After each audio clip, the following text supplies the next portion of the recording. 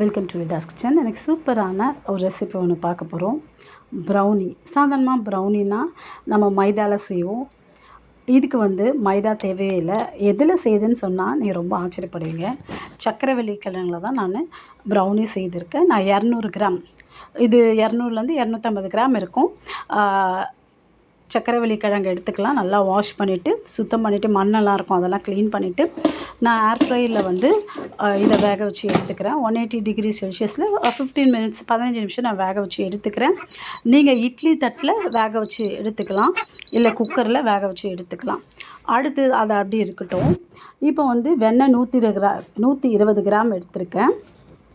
Chocolate dark chocolate 100 gram எடுத்திருக்கேன். இப்போ பாருங்கள், சக்கரவள்ளி கிழங்கு நல்லா வெந்துடுச்சு. இதை நல்லா மசிச்சுக்கலாம், மேஷ் பண்ணிக்கலாம். சில பேர் மிக்சியில் போட்டு கூட அரைப்பாங்க. நீங்கள் தேவைன்னா மிக்சியில் கூட நல்லா ஆறின பிறகு மிக்சியில் அரைச்சிக்கலாம். இது ஒரு பக்கம் இருக்கட்டும். இப்போது சாக்லேட்டும் டார்க் சாக்லேட்டும் அப்புறமா வெண்ணெயும் நல்லா மெல்ட் ஆகிடுச்சு. பாருங்கள், இந்த மாதிரி தான் இருக்கும். 120 கிராம் வெண்ணெய், அப்புறமா டார்க் சாக்லேட் 100 கிராம். பாருங்கள், நல்லா மெல்ட் ஆகிடுச்சு. இது நல்லா ஆறட்டும். இதுவும் இந்த டார்க் சாக்லேட் வெண்ணெயும் நல்லா ஆறி இருக்கட்டும். இப்போது இந்த சக்கரவள்ளி கிழங்கு நல்லா ஆறின பிறகு, சூடாக இருக்கும்போது நம்ம முட்டையை சேர்க்கக்கூடாது. நல்லா ஆறின பிறகு இது கூட 3 முட்டை சேர்த்துக்கலாம். பாருங்கள், 3 முட்டை. இப்போ நல்லா நம்ம ஒயர் விஸ்க் வச்சு நல்லா பீட் பண்ணிக்கலாம், நல்லா அடிச்சுக்கலாம். உங்கள்கிட்ட எலக்ட்ரிக் பீட்டர் இருந்தால் நல்லா நீங்கள் பீட் பண்ணிக்கோங்க. ஒரு 5 மினிட்ஸ், ஒரு 5 நிமிஷம் நம்ம நல்லா அடைச்சிக்கிறோம். நான் இப்போ எலக்ட்ரிக் பீட்டர் நான் யூஸ் பண்ணலை. நான் சாதாரண விஸ்க் வச்சே நான் நல்லா அடிச்சுக்கிறேன். பாருங்கள், நல்லா மிக்ஸ் பண்ணலாம். ஒரு 10 நிமிஷம் ஆகும். இந்த மாதிரி லைட் எல்லோ வர வரைக்கும் நல்லா நம்ம அடிச்சுக்கலாம். அப்போ தான் ப்ரௌனி ரொம்ப சாஃப்டாக இருக்கும். இப்போது நம்ம மெல்ட் பண்ணி வச்சுருக்கிற அந்த சாக்லேட் பட்டரை சேர்த்துக்கலாம். இப்போது நல்லா மிக்ஸ் பண்ணிக்கலாம். இப்போ நல்லா அடிக்கணும்னு அவசியமே கிடையாது. உங்களுக்கு சரியான பதம்னா அந்த லைட் எல்லோவாக மாறிடும். அது வரைக்கும் நீங்கள் நல்லா அடித்தா போதும். பாருங்கள், இப்போ மிக்ஸ் பண்ணிடலாம். இதுக்கு பேக்கிங் சோடாவோ பேக்கிங் பவுடரோ ஒன்றுமே தேவையே இல்லை. அவ்வளோதான், 3 பொருள் தான், முடிஞ்சிருச்சு. நம்ம சர்க்கரை சேர்க்க தேவையில்லை. பாருங்கள், நான் சின்ன டின்னு தான் எடுத்திருக்கேன். ஏன்னா ஏர் ஃப்ரையரில் தான் செய்ய போகிறேன்.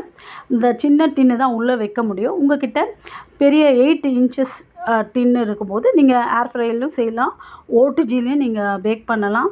இல்லை கடாயில் உப்பு போட்டு அது மேலே ஒரு ஸ்டாண்டு வச்சு நீங்கள் கடாயில் ஸ்டவ் மேலே வச்சு கடாயில் நீங்கள் பேக் பண்ணி எடுக்கலாம். மேலே நான் சாக்லேட் கட் பண்ணி வச்சுருக்கேன், டார்க் சாக்லேட். இப்படி வச்சு பாருங்கள், ரொம்ப நல்லாயிருக்கும். நீங்கள் எவ்வளோ வேணால் வைக்கலாம், இதுக்கு அளவுகளாம் இல்லை. இப்போது நான் ஏர் ஃப்ரையரில் 200 டிகிரி செல்சியஸ்க்கு 15லேருந்து 20 மினிட்ஸ் நான் பேக் பண்ணி எடுக்கிறேன். நீங்கள் அவங்கவுங்க ஏர் ஃப்ரையரை பொறுத்து இருக்குது அது பேக் ஆகிறது டைமு. நீங்கள் அதை பார்த்துங்க. 15லேருந்து 20 நிமிஷம் ஆகும். எனக்கு இந்த ப்ரௌனி பேக் ஆகிறதுக்கு 20 மினிட்ஸ் ஆச்சு. நீங்கள் அதெல்லாம் செட் பண்ணி வச்சுங்க. நீங்கள் 10 மினிட்ஸ் கூட செட் பண்ணி வச்சுட்டு அது கேக் பேக் ஆகலைன்னா இன்னும் 5 நிமிஷம் கூட நீங்கள் கூடுதலாக வச்சிடலாம். பாருங்கள், நான் அந்த மாதிரி குட்டி குட்டியாக 3 கேக் மோல்டில் நான் ப்ரௌனி ஊற்றி வச்சுருக்கேன். அதெல்லாமே நம்ம பேக் பண்ணி எடுத்துடலாம். பாருங்கள், எவ்வளோ அழகாக பேக் ஆகி வந்திருக்கு பாருங்கள். இப்போ ரொம்ப சூடாக இருக்குது. நம்ம இப்போது டிஸ்ப்ளே பண்ண முடியாது. நல்லா ஆறின பிறகு நம்ம கேக் டின்லேருந்து டீமோல்ட் பண்ணிடலாம்.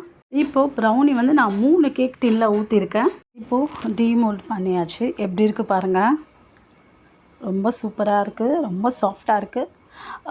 பாருங்கள், அந்த டின்னில் போட்ட அந்த பட்டர் ஷீட்டை எடுத்துடலாம். எவ்வளோ ஒட்டாமல் எவ்வளோ அழகாக வந்திருக்கு பாருங்கள். பட்டர் சேர்த்துருக்கோம், சாக்லேட் டார்க் சாக்லேட், அப்புறமா சக்கரவள்ளி கிழங்கு, பேக்கிங் சோடாவோ பேக்கிங் பவுடர் எதுவுமே சேர்க்கவே இல்லை, முட்டை சேர்த்துருக்கோம். பாருங்கள், எவ்வளோ சாஃப்டாக இருக்குது. நீங்கள் சாப்பிட்டு பாருங்கள். இந்த ப்ரௌனியை நீங்கள் சக்கரவள்ளி கிழங்கு சேர்த்து தான் செய்தீங்கன்னு சொன்னால் யாருமே நம்பவே மாட்டாங்க. ரொம்ப நல்லாயிருக்கும். நம்ம மைதா சேர்க்க தேவையில்லை, சர்க்கரை தேக்க தேவையில்லை, எதுவுமே வேண்டாம். அவ்வளோ நல்லாயிருக்கும், சாஃப்டாக இருக்கும். நீங்கள் அதை ட்ரை பண்ணி பாருங்கள். இந்த சக்கரவள்ளி கிழங்குல விட்டமின் ஏ அதிகமாக இருக்குது. வளர்கிற பிள்ளைங்களுக்கு கொடுக்கலாம். இது உடம்புக்கு நல்லது. உங்களுக்கு இந்த வீடியோ பிடிச்சா லைக் பண்ணுங்கள், ஷேர் பண்ணுங்கள், சப்ஸ்கிரைப் பண்ணுங்கள். நீங்களும் ட்ரை பண்ணி பாருங்கள். எவ்வளோ சூப்பராக இருக்குது. தேங்க்யூ.